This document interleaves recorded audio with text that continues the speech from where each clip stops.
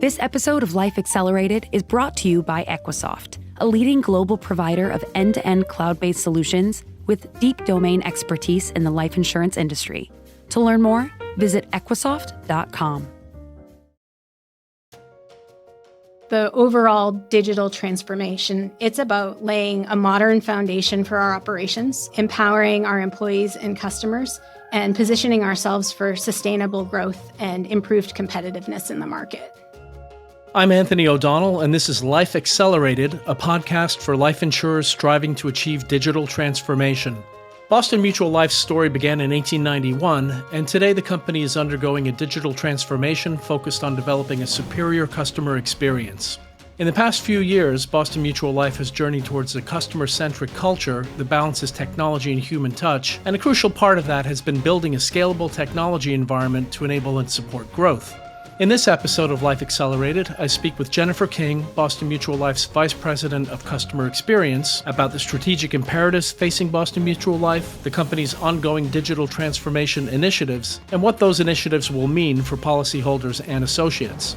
Jennifer shares with us how insurance runs in her family and how she prepared for her current role during a 2-decade career focused on program and project management. She describes Boston Mutual Life's transformation as being approached from 3 directions: having the right disciplines and people to accomplish the needed work, implementing new core systems and infrastructure, and ensuring the positioning of adequate internal resources to create and manage a new technology environment. Here's our conversation. Well, hi, Jennifer, and welcome to Life Accelerated. Hi, Anthony. I'm really happy and excited to be here. Tell us a little bit about Boston Mutual Life, its history, lines of business that it has, and its distribution model. Boston Mutual was founded as a progressive life insurance company back in 1891, and we are a national carrier that provides insurance solutions for working Americans and their families with enrollment and billing options right at the workplace. And we're a mutual company, and we've been serving middle-income working families for 132 years, providing those life insurance solutions for their times of need. And this is a brand and a product that I really do stand behind. We have offices in Canton and Omaha. And our distribution model, it's primarily focused on providing life insurance solutions in the workplace. But additionally, we have channels supporting small business and a newly formed area dedicated to direct-to-consumer individual sales. So being that kind of company, what strategic imperatives does Boston Mutual Life face, and how does that translate into the company's goals and ambitions? From a strategic imperatives perspective, we are marching toward the goalposts of our North Star, or Vision 2025, as we call it. And Vision 2025, it's our level set and call to action to be laser focused in on those target markets that are aligned to our value proposition and customer profile, and providing them with products that are designed to meet the needs of those specific customers. We're also investing in technology and a new organizational model to help us play to our strengths and improve the customer experience of both today and tomorrow. And we're working really hard to create the best work environment for our employees to underwrite that success. So to sum it up, today we're committed to serving our customers now and preparing and making changes for our customers of tomorrow. All right, great. Well, those are some outstanding ambitions. Tell us a little bit about how you came to be Vice President of Customer Experience and what your job is, both in terms of your major duties and also what you're expected to accomplish. I like to tell people that I actually have 44 years of experience in insurance. And back in the day, my dad was a debit agent at John Hancock. I joined Boston Mutual back in 2020. And prior to working here, I had a little bit over 20 years of experience in financial services with a background primarily in program and project management. And what drew me here was the company's commitment to helping people in time of need, and particularly in those underserved and underinsured markets. And when I arrived, my initial remit was to establish an enterprise project management office, which leveraged my background. And they asked me to build out the dedicated project management team and put in place some structure and practices. And about 18 months ago, I took on some additional responsibility to co-lead our customer experience department. And the functions that are now also under my purview include policyholder administration, the call team, our training and quality teams, and our reconciliation and reporting teams. And those firsthand interactions I've been able to have over the past 18 months with our frontline employees and customers, it's really given me a front row seat to the challenges that our policyholders and brokers and employees have on a day-to-day basis. And while this work has been tremendously challenging, it's also been a great opportunity for me as we embark on our digital transformation. And my somewhat eclectic, some people might call it, role, it aligns directly also with my passion for bringing change to create better experience for our employees and customers. And then last but not least, along with these responsibilities, I'm also the co-sponsor in leading our digital transformation effort. And that includes many efforts, specifically and most recently selecting a vendor and starting the implementation of a new policy admin system. So elevator pitch. My overall role at Boston Mutual involves strategic leadership, driving the transformation, fostering a customer-centric culture, and ensuring operational excellence. You know, it seems like you're a lot more than just Vice President of Customer Experience. I mean, you clearly are. Generally, we ask our guests to define digital transformation or to tell us how they think about digital transformation, how their company thinks about digital transformation. But I wonder whether in your case, it would be better to ask what digital transformation comprises in terms of systems and functions. So from a wing-to-wing perspective, we are really approaching this transformation from three directions. First, we are ensuring we have the right disciplines and people in place to do the work. Second, we are moving out of our outdated legacy systems, which means not just implementing a new policy admin system, but also enhancing the foundation and infrastructure to make sure that we get it done right. And then last but not least, we're making sure we're resourced to deliver this new technology. So if we first and foremost talk about project management and IT disciplines, we had a growing number of projects on the horizon here at Boston Mutual, and it was clear that we needed to implement a project management discipline and insource our IT operations. And historically, it had been really difficult for us here to identify the most important work that needed to be done, and even more difficult to bring these projects to completion because of limited resources or just a lack of disciplined process. So in early 2020, we actually formed the project management office, and we also insourced our IT team, thereby creating dedicated resources to manage projects from beginning to end and ensure the foundation and infrastructure was suitable. And we spent a good amount of time in that build out, and we needed to ensure we had all the disciplines in place to manage the work, from development and cyber resources, project management, vendor management, change management, communications, analysis, and testing. So we brought a lot of disciplines into the organization back in 2020. And our core policy admin system, it's a critical component in our day-to-day operations. It has many tentacles and impacts into different systems in the org, and it impacts over 85% of the people in the organization on a day-to-day basis. And in addition, that admin system, it's a foundational piece of our customers' experience with us. So our goal here with the transformation is to move out of these outdated legacy systems and into more modern platforms that will help us deliver better customer, employee, and broker experiences. And lastly, just another aspect to touch on here from a resource perspective is it wasn't just about selecting the right technology, but we really needed to make sure we were resourced to deliver. So I talked about that project management discipline and the IT resources, but we also made a business decision when we decided to move forward with the policy admin replacement. It became really apparent very quickly that we needed dedicated business resources to ensure success and focus. So with that, we identified subject matter experts from a range of different departments and reassigned them actually to work full-time on this program. And then we took it one step further and we backfilled all of those roles so that the program and the business were both adequately staffed. Let me bring you back a little bit, Jennifer. This is a project or this initiative of such great magnitude. Tell us a little bit about why it had to happen. What was the goal of transformation, or what we might call a larger modernization effort? How did the decision come about? How did the senior leadership of the company say, we really need to do this?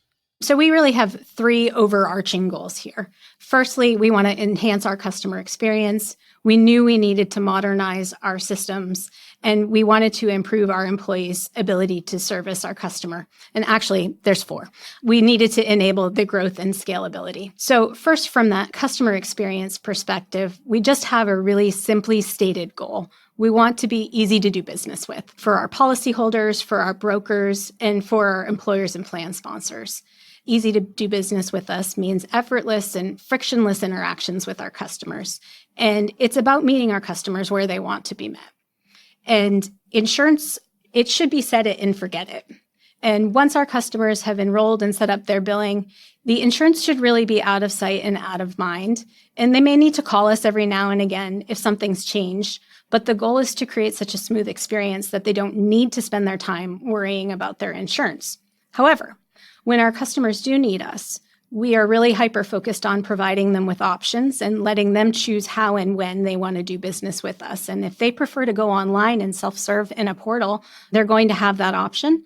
Or if they prefer to pick up the phone and call and talk to somebody, they're going to be able to do that too. In terms of modernizing our systems, we are really aiming to update our technology and platforms. So this includes the underlying infrastructure, cybersecurity, and technology foundations, in addition to the policy admin system.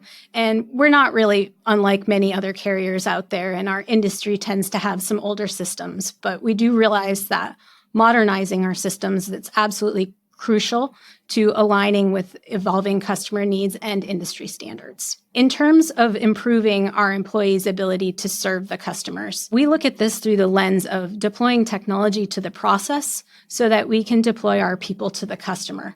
And we can make what's currently in today's world complex and cumbersome simple. And this, therefore, will enable our employees to focus more on customer care and really less on navigating complex legacy systems and wondering and worrying if the changes were made. So when I took the role in customer experience about 18 months ago, I heard an anecdote pretty early on that some of our employees on the call team would actually need to log into 8 to 10 systems on a daily basis before they could even take their first call. And if you think about that, we need to train these employees on insurance. We need to teach them how to navigate all of these legacy platforms. And it's frustrating. And it's frustrating for our employees. And it can also be frustrating to our customers because servicing them just takes longer than we want to. And then lastly, enabling growth and scalability. Part of our goals as a business, we're really aimed at scaling our business more efficiently to support aspirations for growing sales and gaining market share. And having updated systems is absolutely essential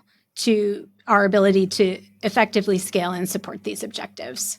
So if I were to sum it up, the overall digital transformation, it's about laying a modern foundation for our operations, empowering our employees and customers, and positioning ourselves for sustainable growth and improved competitiveness in the market. Now, it seems like we could use a word here about the decision to insource versus outsource, because choosing to insource, if we just hear that word, seems a little bit against the trend. Carriers are more likely to buy versus build. They're more likely to have systems hosted by partners. They're likely to have a mix of skills that includes less program and more vendor management. The feeling I'm getting here is that you're not really going against the trend. How would you comment? I wouldn't say we're going against the trend. We have a philosophy here that we are insourcing what is core to who we are and where we're going. And so looking at the horizon and all of the big goals that we had to accomplish, having an insourced IT and project management function, it just seemed natural, right? That was core to what we were going to be doing over the next set of years. And it was really critically important for us to have those people here in-house to be able to execute. In other words, you're redesigning your internal capabilities in order to have control over the stuff that's going to give you competitive differentiation. You got it. Yeah. Okay, let's talk about the stages of the core system work, since that's so vital to the overall transformation. And maybe you can tell us the status of the initiative. Our core system work, it has two main tracks. The first track was about selecting the right partner and platform and getting that platform ready for our organization. And then the second track is about getting our organization ready for the new platform. So looking back at the stages of actually selecting a new core system, we kind of make the comparison to dating. So first, we went out into the dating world and we leaned pretty heavily on some industry research to guide us. And we became acquaintances and played the field, if you will, with about 30 vendors that play in the space. We did some initial vetting, we reviewed the industry research, and we were able to narrow that down to about 10 vendors that we thought would be a good fit for us. We moved into a more formalized RFP structure at that point in time and learned a little bit more about the different vendors and what they could offer and how they might fit into our business model and in our culture. And then after many months of conversation and analysis, we picked a vendor that was right for us. And both from a business platform perspective and culture perspective, keeping with the dating analogy, we popped the question and we got married, AKA we signed the contract and decided to move forward with the implementation. And once we had that contract signed and we decided to move forward, we made plans to have a baby. And that's where we are right now. We've spent the last few months nurturing and growing our baby together with our vendor. And we all know having a baby and raising children, it takes a lot of work and time. And we know this is going to be a long-term commitment that we have with this vendor. So selecting that right partner from both the capabilities and culture fit, it was just essential. And we are just about 18 months in and very confident in our decision that we've selected the right partner. So that's the first track of work. The second track of work is about getting our organization and our people ready for that new platform. And we've had some key initiatives that started off this year to get our people ready for that new platform, whereby we've been evolving our service model. And really the key initiative here is beginning the transition from a customer service-focused team to a customer care-driven team. And we really feel strongly that service is one of our differentiators. And through this shift that we're making to customer care, we're confident in an even better customer journey. So in practice, what am I talking about? Well, we're aligning our teams and our processes to the customer journey. And we're asking our employees to be hyper-focused and obsess on those paths our customers are taking and placing that customer lens on everything we do to ensure that even before we implement the technology, we are providing as frictionless and a human touch experience as we can. And so as far as the current state of the platform, we are approaching transformation here using an agile approach. And we've broken the implementation into phases. And the very first phase is planned for delivery in the second half of 2024. Jennifer, maybe you could elaborate on the broader landscape of the other initiatives that the core system replacement sets the stage for, not merely with regard to implementing technology, but also re-engineering processes and being creative about customer and agent service. You've suggested some of that already, but what does your roadmap look like?